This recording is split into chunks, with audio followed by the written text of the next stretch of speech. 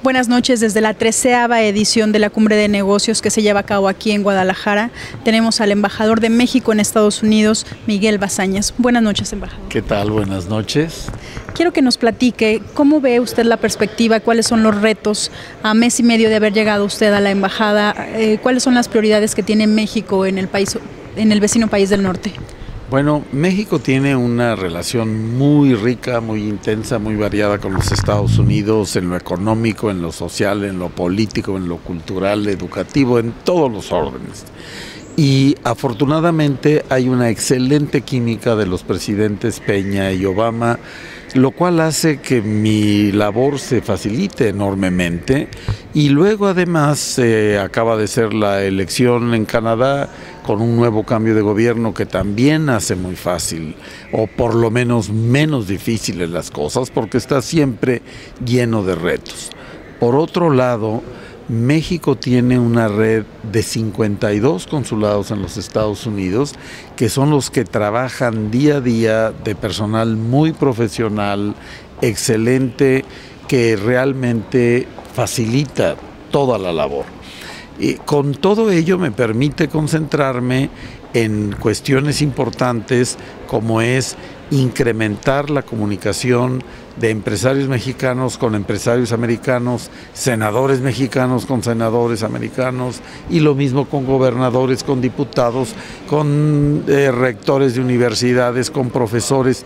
Lo que quiero es que seamos muchísimos más actores de México hablando con actores norteamericanos.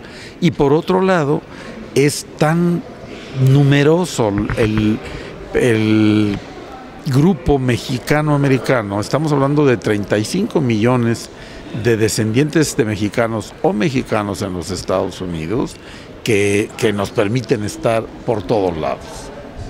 Embajador, lo que usted comentaba hace un rato en la ponencia sobre que los pensamientos o las críticas que ha dado el político, el empresario también ahora político Donald Trump, no precisamente es la generalidad de lo que el gobierno de Estados Unidos. Sin embargo, mi pregunta es, el hecho de que más personas, de que más estadounidenses estén haciendo eco, según las encuestas que allá mismo reflejan, de lo que piensa o dice Donald Trump, ¿no significa, no es preocupante para el gobierno de México? Nosotros debemos de estar atentos a la evolución de cualquier discurso extremista, discriminatorio, racista, basado en odio, sobre todo porque puede haber, aunque sean unas cuantas pocas personas que lo apoyen, ya hemos tenido, como el incidente que hubo en Boston, que golpearon a un mexicano, aduciendo que se inspiraban en el discurso de odio de este candidato. Tiene muy poca. Cuando ustedes ven que es solamente un tercio de los simpatizantes republicanos y dentro de esos es un tercio, estamos hablando que aproximadamente un 10% de un segmento extremista. Pero también hay que tener cuidado con qué encuestas leen. Las encuestas es un tema que yo he seguido por muchos años, 30 años, y conozco a los encuestadores serios de Estados Unidos, y las encuestas serias no reflejan esto que han estado propalando algunas encuestas partidistas. De todas maneras, lo que sí ha provocado este discurso de odio es que la comunidad mexicana se ha unificado para conseguir los que tienen derecho a la doble nacionalidad, después registrarse para votar y luego votar. Y esa es la forma de contrarrestar un discurso tan negativo, tan poco americano, porque el pueblo americano, al contrario, es un pueblo de migrantes que ha estado siempre con los brazos abiertos. Es la forma en que se formó esa nación. De manera que un discurso como el que estos precandidatos del Partido Republicano han utilizado no refleja ni siquiera al pueblo americano y por supuesto que no es para nada del agrado de la población hispana. Embajador, sobre el tema de derechos humanos, supimos hace unos días de que el gobierno de Estados Unidos había recortado los recursos de la iniciativa Mérida hacia México y ustedes tuvieron una reunión hace unos días, el miércoles pasado en Washington. ¿Cuáles son los avances, digamos, cuáles fueron las conclusiones? ¿Va a seguir habiendo ese tipo de recortes o ya no?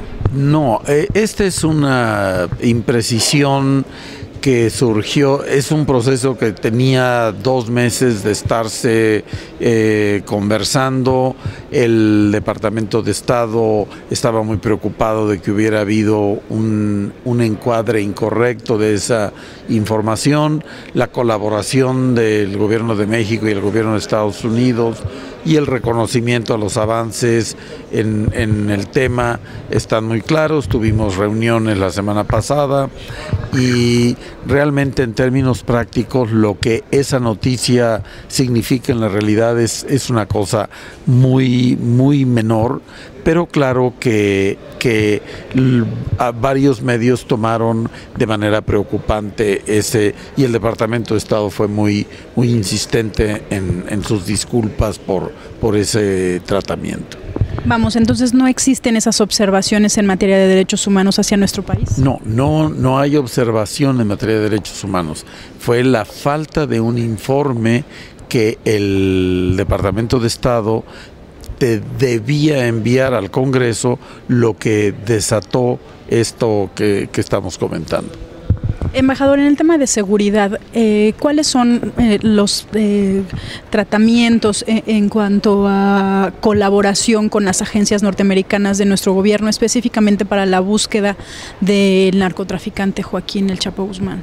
El gobierno norteamericano y el mexicano han estado trabajando muy de cerca en la localización del Chapo y hay todos los indicios de que puede haber éxito muy pronto, como ya hubo un primer acercamiento la semana pasada.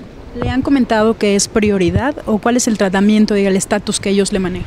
Bueno, la prioridad es para nosotros porque obviamente fue un evento muy desafortunado que nos molesta mucho y ellos han sido muy respetuosos en ese sentido, pero nos han ofrecido todo el apoyo que querramos sin que de manera alguna estén marcando ninguna prioridad o alguna injerencia de ninguna manera. ¿Qué agencias participan? ¿Solamente la DEA o también el FBI?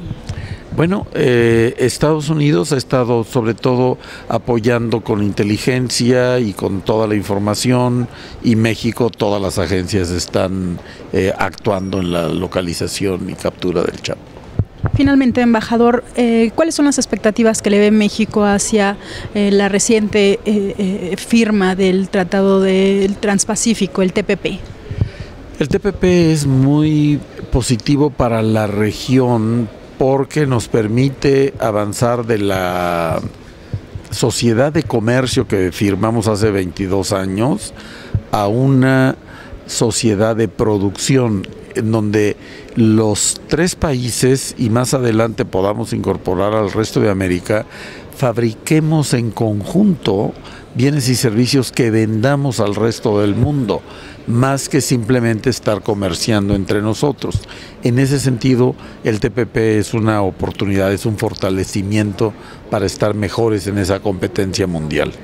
Sobre las críticas que se han hablado del TPP, el gobierno de Estados Unidos y el de México, ¿existe esa colaboración para que se eliminen, digamos, la información para que se eliminen esas críticas? Siempre los países que intervienen en este tipo de convenios, la opinión pública de los países generalmente piensa que los demás se van a beneficiar y ellos no. Cuando se firmó el libre comercio, el Tratado de Libre Comercio, y todos estos años, las encuestas de opinión de Canadá decían que para los canadienses México y Estados Unidos eran los beneficiarios, pero ellos no. Y lo mismo decían las encuestas americanas y las encuestas mexicanas. Es una reacción común, pero los dos gobiernos de México y Estados Unidos estamos en magnífico entendimiento sobre lo que el TPP es y significa. Muchas gracias, embajador. Buenas noches, gracias.